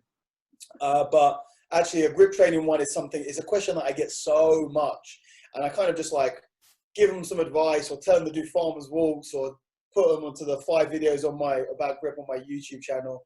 But what I actually want to do is sort of make a comprehensive hour of educating about what is grip, how do you train it, how do you implement it, how do you get into it, what tools can you use. So I'm in the process of designing that. I'm hoping to have that recorded in the next month or so. Certainly, yeah, quite an interesting thing to learn and read from. Yeah. Like, cause I'm one of them where like that initial grip that you take on your opponent is so you can sort of tend to read how the roll's going to go from there. Yeah. So imagine that initial grip, if it's improved, you'd be like, your opponent's like, oh shit, I'm in for a tough one here now. Yeah, and I think for me, like grip is, to be honest, like grip is anything from like the bottom of the shoulder down. It's like that's the connection with you a lot of the time. I know in jiu-jitsu we use a lot of legs, but I guess the thing is with legs, when you're using your legs are naturally stronger than most other parts of the body, where the arms aren't so much, you know? So I think that in terms of diminishing returns, or in terms of your bang for your buck, making your arms strong give you the ability to hold, whether it's back, whether it's chokes, whether it's Kimura grips, whether it's arm bars, whether it's anything, the ability to manipulate with your hands and combine power with dexterity is really important. How do you feel like now that you've got this this bout confirmed with Jackson, and you say you've now increased your training a bit more? Have you sort of stopped the grip training, ready to get more grappling in for the Jackson, or have you just kept that where it was and you just increased the grappling for this? Yeah, so I haven't. So I'm now lifting. I always taper off my lifting a little bit as I get towards competition. In the past, I've done that too much. So I remember, for example, because I can give you the example because I remember very vividly, when I fought Jake Shields, another really big name that I had the opportunity to go against, and I really pulled back on my strength work and focused more on rolling. And when I got to the mat, I felt very weak. Okay. And I realized that actually, you know, a lot of people, maybe that's just, it's very individual for different people, but for me, I had to keep that strength training in. So even though I'm backing off my strength training a little bit, naturally, I've decreased the amount that I'm doing strength training because I'm rolling 3 times a week now. So I can't lift 5 times a week, 6 times a week. So I'm down to like 3 times a week lifting. But you know, like I'm still like the match is a week tomorrow, and I PB'd 2 days ago on my bag squat. So I'm still lifting heavy, and it also gives you confidence going in. You feel strong. You feel like you're in good shape. You feel powerful, and confidence when you step on the mat is a big thing. So even though I'm not lifting as much as I was 2 months ago, I'm still lifting, and I'll be working out next week. and I'll be doing something that makes me feel powerful next week, ready to go in there and try and put that power on Jackson. No, definitely. Like with the lifting side of things as well, how do you kind of like balance the conditioning aspect as well? Do you try to get that from your sparring or just the rep range? Yeah, exactly. So I do stuff that is, my conditioning has never been good. Wait, that's not true. That's not true. My conditioning has been good, but it hasn't been good in a very long time. Conditioning is like basically, since I injured my back, I found it hard to do the thing. Like my conditioning used to be my strongest thing. Before I was strong, before I bulked up to heavyweight, mid or middle heavy, whatever, my conditioning was my strongest asset. I could go, and people get tired halfway, and then I could increase the pace at halfway. When I injured my back, the stuff that I was doing for conditioning, which was a lot of circuit training, seemed to inflame my back up. Now, my back is better. It can still get inflamed if I'm not careful, but it is a lot better, so I can push it a little bit more. For the most part, I do endurance stuff when I'm lifting. I might do holds stuff, or I might do high rep stuff. But conditioning wise, I don't do a lot of conditioning stuff at the moment. I kind of leave that to the grappling. And definitely the fact that this match is 10 minutes is one of the reasons I took it. If Tomo had said that it was a 20-minute match, I would have gone like we've mentioned before, you've competed all around the world now, and one of the main stages you have fought on is the quintet and the inaugural quintet. Yeah. What was that like? Because obviously it was sort of a new version, a new genre for the sport. What did you take from it? I'm more interested in what you were told prior to it and how you sort of broke it down, rather than it's sort of like a selfish sport sometimes. You've just got to look after yourself, whereas when you were in quintet, you part of a team, you probably game planned a little bit. What was that like to sort of be in the first quintet? Yeah, it was like unbelievable. The greatest experience of my life, for sure. It was just insane. And yeah, you're right. We had no idea what was going to happen. It felt obviously it was not the same. I wasn't there, but it felt almost like UFC 1. You know? Okay. Because it was something so different. And you can say the rules in your head and you can write them on paper, but you don't know how it's going to play. You know, nobody knew that this little skinny Brazilian guy was going to come in and wipe the floor with everyone. And there was the same for quintet. We like sit and we go, I wonder what's going to happen. You know, it's like, is Craig Jones going to take out the whole Sambo team? And then, you know, like, because that was his plan. That's what he said he was going to do. And we had no idea what was going to happen. And you could feel that. You could really feel that. That was, people almost weren't even nervous about their matches. We were just curious. It was so strange, and the production house was so good. We had the TV in the warm-up room in the sumo arena, and because we were the second team on, we had the first team was the Sakuraba's team versus the judo team. Yeah. And we sat back and like they slapped hands, and we were just like, what's going to happen here? And it was crazy. I think like the first match was a sub, and then Tokoro came out and did this crazy spinning armbar thing. It was super. There was so much tension backstage, not because of anxiety over our performances, but sort of just the unknown. We did not know what would happen, and it made it 10 times better. It was really cool. Me and Simon last year have both been to Japan ourselves. I was there more or less this time last year. Simon went, I think it was in February, Simon, you went? Yeah, February this year. That's and the time. I say to everyone, it's the best country I've ever been to. I've hands down for me. Dan, obviously, you probably toured around the world. Don't know what it was like for you, but the fans. I went to a pro wrestling awesome. at the just next to the Tokyo Dome, Karakyukin Hall. That's how you pronounce it. What did you find it like the fans, the environment, Japan as itself, Tokyo? How did you experience that yourself?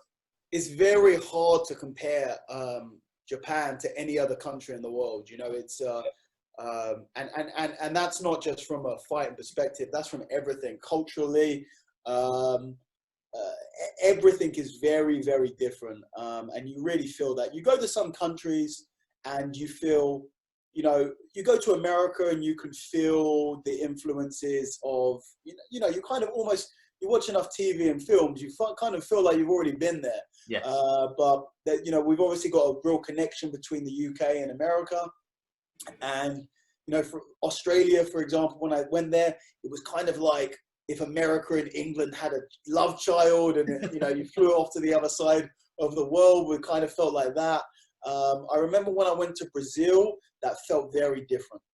I felt like I traveled a fair amount around Europe and America by the time I went to Brazil 10 years ago now.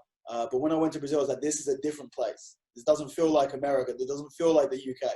And Japan was that even more so because it was further away, less influences. Japan's very, very proud of its culture, proud of its heritage, long history, and very, very different culture. And yeah, you can definitely feel that. In terms of the crowd, in terms of the people there, they were awesome. They, you know, like classic Pride style, very, very quiet until they wanted to cheer at something, and then they'd all cheer. Very strange to have, we had sumo wrestlers, like legit, when you're a sumo wrestler, you know, the recognized sumo there, you have to go around in the garments, and we had these 3 giant 400-pound dudes sitting in the sort of front row at Quintet. Even the fact that Quintet was in a sumo arena, there were no seats. They were just the arena doesn't have seats. Like a pad stall. Squares where you sit. You put a pillow on the floor and you sit on those squares. So even that, you know, the arena that we were in was crazy because it was a sumo arena, very, very old and prestigious arena. Yeah, Japan is very different and very cool. No, definitely. So like with that Quintet as well, you've made it quite obvious like how much of a fan of Sakuraba you are. So what was that like to be able to sort of stand face to face with him?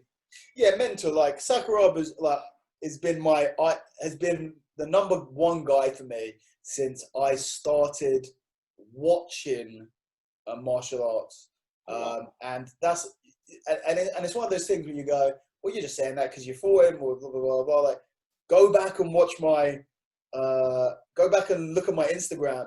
Like back in the, you know, like I don't post that much about other people, but when Sakuraba fought Henzo at Metamoris. Like I was there watching that at whatever time it was in the morning. Jake, I think you commentated my matches at your tournament, or you were there anyway. You ran the tournament when we did the. Yeah, that was Palmer and. You ran that tournament though, right? Yeah, Grapple Nation. I was wearing a Sakuraba t-shirt back then. I was going to say that because you had the mask at some point as well, didn't you? I wore masks when I came out for my first super fight in 2011, you know, or 2010 when I had my first super fight. I came out in the mask. It's funny you say that, Dan, because the Grapple Nation belt's there. There you go. There you go. You've got. So, you know, Sakuraba, I've just been, and then when he got inducted into the Hall of Fame. So, and one of the reasons why I went back to being sponsored by Scramble, because I left Scramble, I was with Bad Boy for a while, and then Scramble signed Sakuraba. I was like, man, I want to be part of that brand. They're with Sakuraba now. And then when I got I got a message from Matt saying, Sakuraba's running a sub-only tournament. I said, I'm in. Just like that. Sakuraba's running the tournament, I'm in. You know, I hadn't met the guy. I just wanted to meet him. And then he said, it's going to be in LA and he's running this team thing. I'm like, in, done. Don't even ask me any more questions. Then he goes, okay, it's not in LA now, it's in Japan. I was like, you got to be kidding me. I've been dreaming of competing in Japan for so many years. And then he goes, it's in Japan and he's in the competition. And I'm thinking, this is just it's like little golden nuggets. Like it was every single time it was getting more and more. So then, you know, the day before the tournament, I met him. And I kind of wrote on my Facebook, you know, there's a chance we could even be competing tomorrow. The chance statistically was not high because we were not in the first round. There's 5 versus 5. There's any combination. There is like a obscenely high number of possible ways that things could go. And only a few of those involved me competing against Sakuraba. So of course and I didn't really think about it because I was the second person on. So they put Josh Barnett first, and we knew that Josh was going to go first because I don't think he fought in the last round. So we knew we could set our guys, and we knew how it was going to go. So Gregor decided to go against to go against Josh to try and take him out. And then I would go against whoever was next. And it was, I fought Daisuke Nakamura and then Hideo Tokoro. And when I was fighting those guys, I wasn't thinking about who was next. It's just 1, 2, and then I remember I went back after I finished Tokoro, and I went back and they go, now Sakuraba. And I was like, oh shit, this is like already crazy. You know, I'd already done what I wanted to do in that tournament, which was, so basically with the quintet format, you lose a match, you lose your first match and you have taken something from the team, right? If you draw one match, you have not given anything, you have not taken anything. If you win a match and lose a match, you've not given anything, you've not taken anything. Yeah? If you win a match and draw a match, you've given one thing. If you win 2 matches and draw a match, you've given 2. Do you understand how it works? You've got to kind of like, that's how you work out your worth and your value to the team. So the goal is always to take out someone and then not lose. And then you're up. You're in profit. I'd already taken out 2 people and I knew that I wouldn't be submitted by Sakuraba. So I've taken out 3 people now. So by the time I took out 2 people, I was like, cool, I'm done. And then boom, you're going to compete against Sakuraba. So I always say, whenever people ask about this, I was in a very fortunate situation where I did not have to submit Sakuraba. I did not want to submit Sakuraba. And I didn't have to. So it meant that I could have a more playful match with him, which I was super grateful to be able to do. Had I had him first round, that would have not been cool, you know. And I know it's a great. And the guy said to me afterwards, "Why didn't you submit him? That would have been so cool. You could have said that you submitted Sakuraba." That's not me, you know. This wasn't a 30-year-old Sakuraba. This is a 50-year-old Sakuraba. I wanted to throw down respectfully. I did not want to submit him. No. So that whole day was a dream. Crazy. You made a good. It's like the film phrase. You had me at hello, or in his case, you had me at konnichiwa. It was. It's like an idol where you would love to have fought him in his prime, in your prime, but obviously stuff like that doesn't happen. But the fact that he was even part of something that he's created, in his home country, facing against his team, and then you face him, it was just it gets him stacking and getting better. Obviously, if something happened and you decided to go for submission, you got it. That would have been a good. I submitted Sakuraba, but it wasn't about that for you. You've already done your job. You already beat 2 people, more than enough for your team. And in essence, you drawn with Sakuraba, took him out. Obviously, it took you out as well, but you took 3 people of a 5-man team, and you're part of Sakuraba's team. That's crazy. It's completely ludicrous. You know, it's the I can't. There is no. I can't see. You know, short of winning ADCC gold, there's nothing that could compare against that, and even that would be very different. There's like that is a obvious, prestigious, the biggest win that you can get in grappling, but it would not be above. It would be on par with that night. You know, being able to fight in Japan on Sakuraba's show on the first one in a team event, and we won the first ever quintet, and I fought Sakuraba. It was absolutely perfect. I could not have written that day any better. Did you get to chat with him, pick his brain, or was it just you was in and out? His English isn't good, but so we didn't get to chat much. I'd love to one day get out there and chat to him with a translator. But you know, there's that whole thing which is, you can talk to someone, you can know someone all your life, but until you fight them, you don't really know them. You know. So for me, having an 8-minute match with him is worth 10 times more than having a 3-hour conversation over dinner with him. You know, there's a very different relationship there. And then obviously he came backstage afterwards and we chatted and all of that stuff. And then I had the sort of even more at the next quintet that I went to, quintet 3, before my match, he came out with his translator and gave me his mask, you know, which was taking it to the next level, which was another really surreal experience. So yeah, the whole thing's just crazy. I can imagine. It's sort of like a lot of people get to kind of meet the heroes and things like that, but competing against them on the shows, It's just an incomparable experience, really. Yeah, it is. And it's hard not to feel that there was like fate involved there, where it wasn't a super fight. I wasn't planned to fight him. It just happened that way.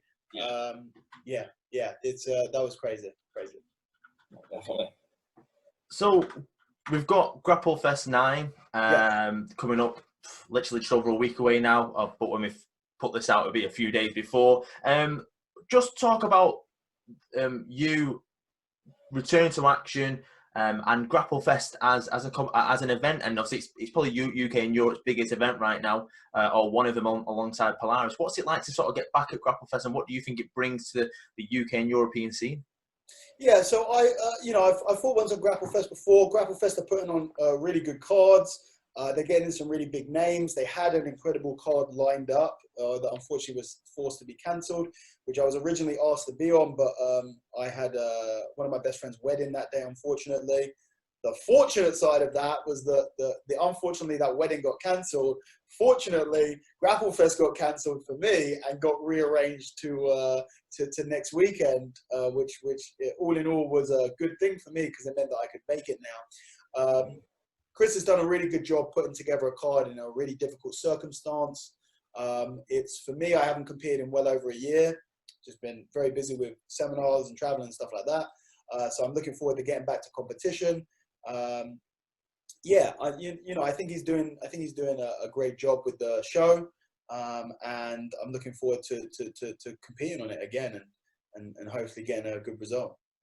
Well, definitely. With sort of like the no crowd being there as well, I can imagine it being sort of similar to when you were in Japan with the sort of not too excitable crowd. So has that played into anything? Yeah, the thing is with Japan, like I like competing with a crowd. Yeah. I think it will be weird. I think it will be a really interesting experience. I think it will be strange. I think it will feel like you're rolling in the gym a little bit, to be honest. It's going to be weird. It's going to be abnormal for a show or even a competition. Japan, even though they weren't rowdy, they were loud when they wanted to be, but you felt their presence. And it was busy. There were thousands of people at that first quintet. And you definitely can play to the crowd and that sort of stuff. And you get energy from the crowd. I always feel like I get energy from the crowd. So it'll be interesting to see what it's like without a crowd. But yeah, it is what it is. It's just another reason why I wanted to do this was I want to compete in the pandemic. I wanted to compete and feel what it's like to be in that weird situation where you've got to do a competition and there's no crowd there. So it will be weird, but I'm looking forward to it again. You got me thinking now, because you mentioned it a couple of minutes ago about when you won the Grapple Nation heavyweight belt, and I can't believe that's now been 5 years, which it seems crazy the amount of time that it's been. And obviously that tournament you had Chris Regan in the final, the semi-finals with IUS FanMas. Yeah, that's right. You had Alan Love in that tournament as well. So Chris beat Alan and I beat Aria and then I beat Chris. Yeah. Just let's talk about the last 5 years quickly for you and how you think the sport's changed, because I think the last 5 years it's changed dramatically. Definitely the last 10 years.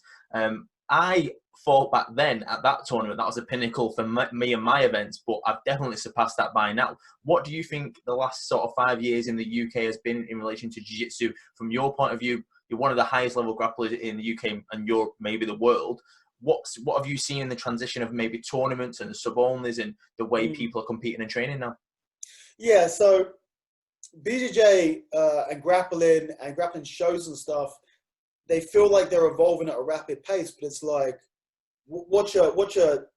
how much a 2-year-old grows in 5 years compared to how much a 50-year-old grows in 5 years. Yeah. The sport is young, and when something is young, it has the capacity to grow at an accelerated rate compared to a lot of sports that are a lot more established. So I think what we see is people like yourself who, by the way, you're doing a fantastic job. I know you're mainly up north, so I haven't had the opportunity to see many of your tournaments, but I do follow from afar, and I think you're doing a fantastic job. I do have affiliates up north and friends up north, and everyone raves at how good the Empire tournaments are. That's a testament to vision, hard work, knowing what you're doing, but more importantly than anything, consistency, always moving forward and always plugging along regardless of anything. And that's the real, that is what will create growth, is that consistency. In terms of sub-only shows, you know, we've had sub-only shows for forever, basically, but they used to be few and far between. What we're seeing now is a lot more. We're seeing the shows that are bigger, you know, and one of the things, so what you see is a lot of shows be made and then they die. Okay, they don't have the consistency, and it's very difficult to, because you get a good idea, and you pour all of your money into this good idea, and you make this incredible show. Polaris won, Metamoris won, Quintet won, all of these big shows, and say you do number 3, well, you're not making a huge amount, and some of your sponsors drop, you know, and what ends up happening is so many of these shows cease to exist. You know, Metamoris was unsustainable. The Metamoris was massive, and it doesn't. It's with a whimper, not a bang. You know, it fades out slowly. The crowds get smaller, the lights get smaller. You know, the names get smaller, and then it disappears. And it could happen with Quintet. You know, Quintet, that first show was massive. Second show, and it's one of the things that I like about Polaris, which is they've managed to keep hammering on. We're on Polaris like 12 or 13 now, or whatever it is. And people need to understand, like, if you like these shows, same with GrappleFest, you know, if you like these shows, you've got to watch. You've got to go watch it. You've got to watch it in person if you can. You've got to buy the Fight Pass, the Flow, whatever it is, whatever the show is on. You've got to buy it. You've got to watch it, because if you don't watch it, they can't exist. And that's the big thing. So you see the shows that are existing now and the shows that are getting bigger, it's because of the people that are watching them and supporting them that they're able to do that. Very, very hard business. Me being spent the last sort of 8 years promoting events and now doing it full time, and not just jiu-jitsu, MMA UK fighting championships as well. People seem to think that it comes easy, there's an unlimited bucket of money, that you don't need fans, especially right now. You've got certain shows like GrappleFest, and some MMA shows are definitely doing behind closed doors before September, October time, when people think it will start to lift with restrictions a bit more. That's a massive risk. It's a risk putting on an event anyway, and especially in this climate where you know you're going to make a loss. Maybe some events are lucky enough where they do have these subscription models like Flow or Fight Pass, where they might get a bit of a dividend or a payment to put that on as part of it, and that might make you break even. But and you probably hear this a lot, and when you run your own business, you find that your friends or people around you would rather support these massive multi-million-dollar franchises rather than your mate or Joe Buggs down the road who's trying to start from scratch, or a local butcher or something like that. And I feel like maybe this year, with everything that's going on, you might find people supporting more local, and I think that's how things will grow more organically and be more sustainable. Yeah, and you know, on that note, and I'll just say that to anyone listening, look, you have no idea how difficult it is to run a big show like Polaris, like GrappleFest and stuff like that. You have no idea how much money they lose. You have no idea. These people are not making money from these shows. You've got to pay athletes. You've got to pay refs. You've got to pay medics. You've got to pay venue. You've got to pay, you know, the hotel. You've got to pay the flights for these people coming in. You have no idea. So when you think about, oh, I'll go watch the next Polaris, I'll go watch the next GrappleFest, you know, I'll watch it, or I'll, you know, get it off of someone else illegally or whatever. You are killing the entertainment that you want to watch, you know.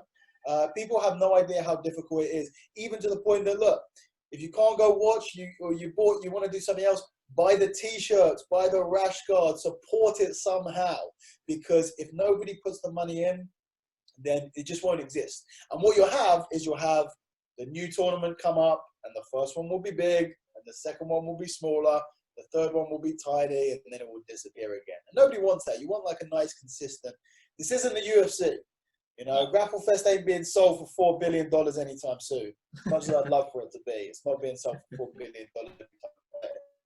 we as a community have to make sure that these things can continue to entertain us and support the athletes that you train with, the athletes that you want to see succeed.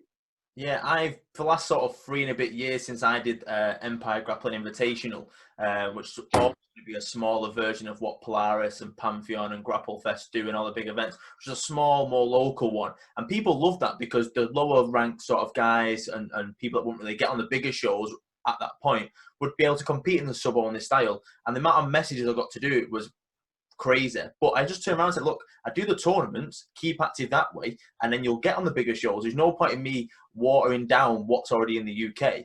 And I have sort of, because I'm more bored than I am normally, I'm looking to do at least 1 or 2 EGIs this year. Yeah. Because I think the sport needs it to sort of prop back up. But I don't want to tread on Tomo's toes or Pantheon or Polaris, which I don't think I'm that level of sub-only anyway. But I don't think it's needed right now. The tournaments are there for the novices all the way up to advanced. Yeah. And then when you get to that advanced elite stage, that's when Tomo, Liam Khan, Polaris come knocking. And then, like you, from there, you get the Sakuraba call and stuff like that.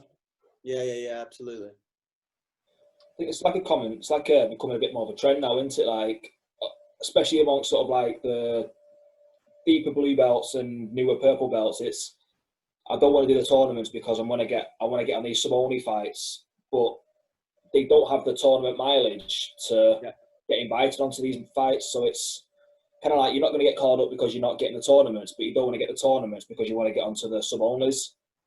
Yeah, you know, look, how do you get onto sub-onlys is you hustle. You hustle, you know, you fight.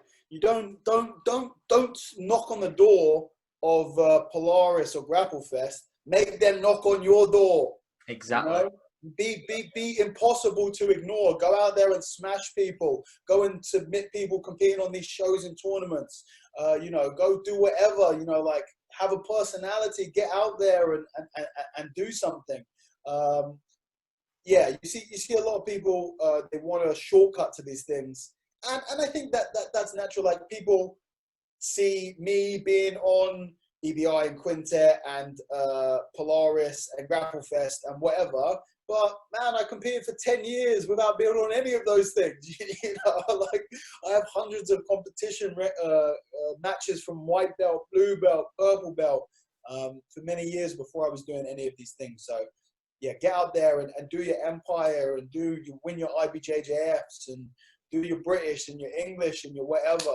And if you, and again, it's the word is always the same with everything. Consistency is key. Nothing else matters. Nothing else matters. It doesn't matter how bright you shine. A candle that shines like a bonfire that goes out after 5 seconds is useless. Okay, you've got to, even if it's just that small flame, as long as you keep going, it's going to be useful. You made a good point a couple minutes ago as well about make people want to knock on your door, and I feel like if and when I do the EGIs and come back to that, there will be certain people that I will approach to say, I want you. But then again, like we spoke a few minutes ago about make sure you support the brand, make sure you're loyal, make sure you help it grow. Yeah. My first instinct would always be, I want X, Y, and Z on my sub-only cards because they supported Empire for 3 or 4 years and helped me out and helped it grow. And I would rather give them the platform to make their name bigger and see how they do. But also, there'll be certain names that I would want, like when I did the Grapple Nation tournaments, there was yourself, Chris, Ayo, and then obviously I had Nichols and Jason Tan. There'll always be names that I want as part of it because that's who I look up to. But I think the people that are loyal, I think they should sometimes get first dibs. That's the way I try and give it full circle anyway. Yeah, but what you're doing is an intermediary process between the local and the big shows, which is a really important. You know, if you're not as big as Polaris, you seem to think that that's a bad thing. It's not the case. You need that middle ground because you need to bridge the gap between the local tournaments and the big sub-only tournaments. You need to bridge that gap. And, you know, for you, that's absolutely right. Get the guys at the top of the card that you want to see on your card, and the guys in the middle and the bottom of the card, get the guys that are winning at your tournaments, the guys that are always competing, the guys that you see that you want to give a chance to. You know, that's the whole thing. That's what That's what Cage Warriors is. Cage Warriors is that intermediate. It's the biggest in Europe, but that's the pathway to the UFC. And that's, you see a guy, he's looking good. Let's put him on and give him an opportunity to fight his way through and get to the big leagues. Great point. Brilliant point. Back onto GrappleFest then, and let's talk about Jackson more in the way that you feel like you could beat someone like that. What do you think you bring to that matchup to submit someone like Jackson? I presume it's not going to be like the Sakuraba bout where you're expecting that much. You don't want to submit. You want to go out and put on a show and get that submission win. Yeah, absolutely. Yeah, it's not going to be like Sakuraba. You know, I'm going to go out there and I'm going to try and defeat Jackson. I'm going to try and submit him. The quicker the night is for me, the better. So yeah, in terms of detailed strategic things, you might not get too much out of me there. Got to keep a little bit to myself, but I'm going to go out there and I'm going to look for the finish. And Jackson's a fantastic competitor. I do feel like the pressure's on him. I'm definitely the underdog going into that, which is a nice position to be in. And I'm going to look for the opportunity. I feel good. I feel strong. I feel fast. I feel powerful at the moment. And if he gives me the opportunity, whether that's an arm, a leg, a neck, or whatever, I'm going to try and take advantage of that. And yeah, I'm looking forward to it. This is a real test for me. And I can't wait to get on the mat and see how this one plays out. Definitely. Oh, definitely. So talking about your training a little bit as well, like, are there any, not necessarily specifically about the match coming up, but are there any sort of new things that you're working on yourself for your own game? Grappling wise? Yeah. You know, for me, it's about, not a huge amount at the moment, because I've taken so much time off of focusing on myself. It's just about sharpening up what I already know. You know, when you're a couple of weeks out, you're not really worried about too much stuff, new stuff. Because I hadn't really trained up until when I took the match. I was like, I basically had a month training for this match, or just under a month's training for this match. Just work on getting myself conditioned as I can on the mat, and as fast and sharp on my technique, and just tightening everything up. So not a lot of new stuff. I've had stuff that I've been working on for many years, and I haven't been able to showcase on the comp mats. So there's stuff that people wouldn't have seen from me, which if I get the opportunity to unveil on GrappleFest against Jackson, then I'll take advantage. So yeah, so hopefully you'll see a few different things from me, the stuff that I've been working. But yeah, just been tightening all of those slightly rusted nuts and bolts. Amazing. So, Dan, before we let you go, any sponsors you want to shout out to, anyone you want to thank, and if people want to follow your journey, which I know a lot of people already do anyway, how can they sort of get your social media handles? Yeah, so social media is raspberry_8 on Instagram and Twitter, but mainly Instagram. I do have a website that's not up at the moment, but it might be up by the time you release this, which is raspberry8.com. You can watch or listen to the Raspberry Podcast. Just search for Raspberry Podcast. Spotify, SoundCloud, Stitcher, iTunes, YouTube. YouTube channel is youtube.com/raspberry8. In terms of sponsors, I'm sponsored by Scramble and Cerberus Strength. If you want to get any of your lifting stuff on, you want to get some big sandbags, you can use code APE10, get 10% off whatever you want from there. I just want to say thank you to you guys for having me on here and putting out good content. And really thank you to GrappleFest for having me on the show. Looking forward to being on it, and for Jackson for taking the match. It's a pleasure and an honor, and I'm looking forward to us trying to rip each other's limbs and necks off. I'm definitely excited. I'm sure Simon is as well. Co-main, Jackson Souza, Dan Strauss, 4th of July, GrappleFest 9, live on FloGrappling. If you've not got it, get it, because this card is great considering all the circumstances. So shout out to Tom for doing that. Dan, it's always a pleasure. I can't wait to see you compete as well. We'll speak soon and stay safe. Take it easy, guys. Thank you very much. Nice one. Take it easy, guys.